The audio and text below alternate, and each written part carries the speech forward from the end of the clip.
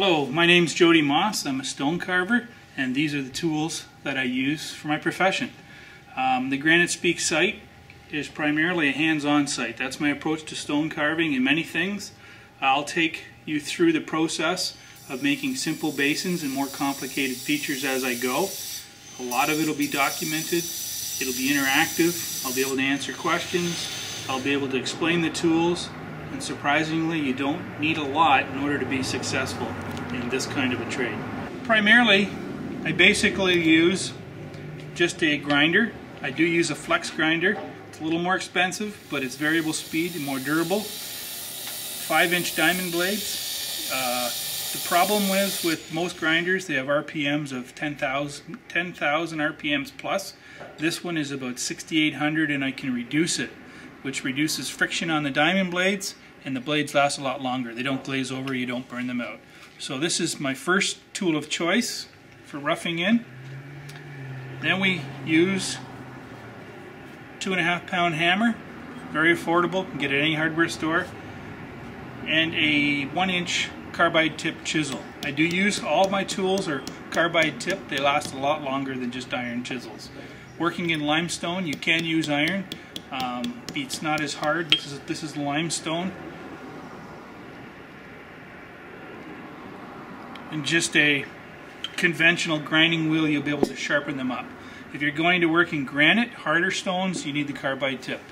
Otherwise, they'll just go dull too fast. Then I just use my air gun with what we call a 9-point chisel. A lot of them sometimes call them bush hammers, and this is used for roughing in.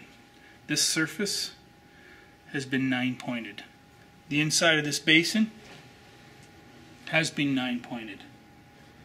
It's more of a roughing in tool, but you don't need a lot to get going. The tools that I just described was the air gun, the 9-point chisel, the grinder, the hammer, and the 1-inch carbide chip. Those were the tools that were used to make this basin. It's a piece of Muskoka granite with a basin coming out of a stone.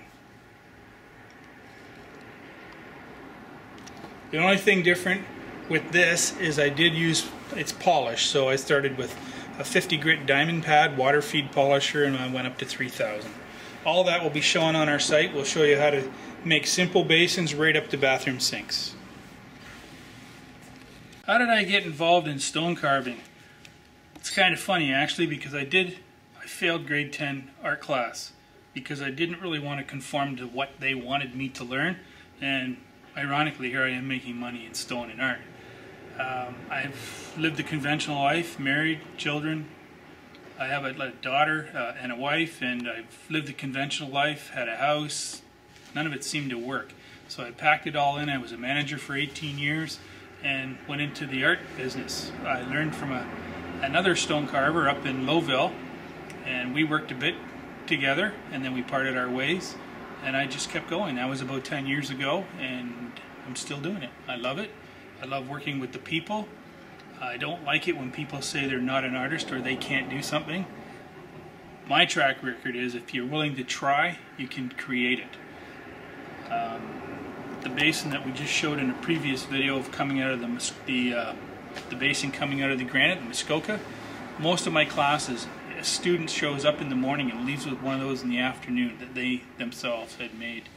In the future, Bliss is going to make one of those. I have the stone at home waiting for him, and we'll document the whole process with him starting with just a rectangular stone and leaving it a finished piece. Granite Speaks on YouTube will be very transparent. I encourage questions. You can leave comments on the YouTube site. We will, in the near future, have a Facebook page, Twitter. We'll be doing blogging.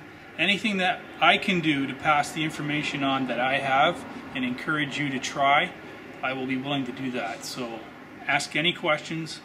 I'll be eager to point you in the directions of where to find stone, types of stone, suppliers, tools. All that will be available on our YouTube site. And we'll be back in the near future with some more video.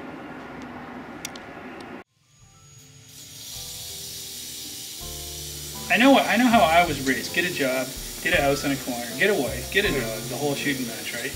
I don't think it has to be like that. I think that if we just find the flames in people and just blow a little air on that and let them go off. Art now is acceptable. When I was young, it wasn't. And I find that if you can tell a story about your clay or your branch that you carved, or where did your stone come from, or a reclaimed architectural piece, people want the story. Tell the story. It sells with your art.